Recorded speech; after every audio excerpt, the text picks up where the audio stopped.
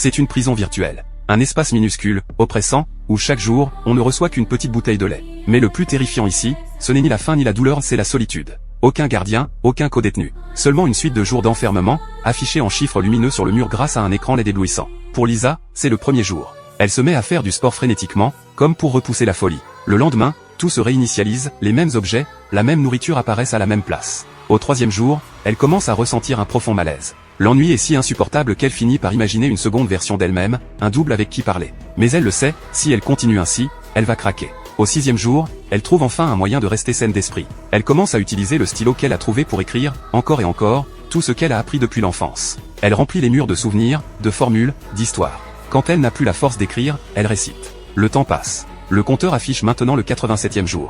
Puis, sans qu'elle s'en rende compte, c'est le 365e. Un an enfermé. Lisa est en ébullition. Elle fixe l'écran sans cligner des yeux, attendant le moment libérateur. Plus que quelques minutes, et elle pourra enfin se réveiller dans le monde réel.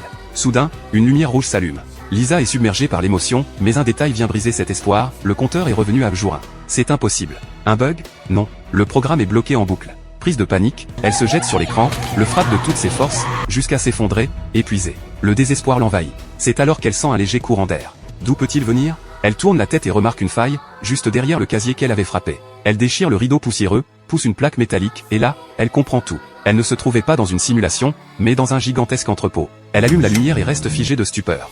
Devant elle, toutes les bouteilles, les repas, les objets qu'elle utilisait dans sa prison. En poussant une petite porte à l'arrière, elle tombe sur une salle remplie d'écrans de surveillance. Chaque mouvement qu'elle avait fait avait été observé, analysé. Lisa est sous le choc, incapable de prononcer un mot. C'est alors que des policiers l'aperçoivent depuis l'extérieur. Elle réagit aussitôt, attrape les clés d'une voiture posée là, et s'enfuit à toute vitesse. Sur la route, un panneau publicitaire attire son attention, le collier de réalité virtuelle est commercialisé depuis un an déjà. À cet instant, tout s'éclaire. Ce soi-disant monde virtuel n'en était jamais un. Elle a réellement passé 365 jours enfermée. Toute cette mise en scène n'était qu'un complot, organisé par son propre associé, dans le but de lui voler sa place. Lisa court au poste de police pour déposer plainte. Mais les autorités ne la croient pas. Selon leur base de données, elle est officiellement portée disparue depuis longtemps. Furieuse, humiliée, elle jure de reprendre tout ce qu'on lui a volé. Et cette fois, elle ne se laissera plus piéger.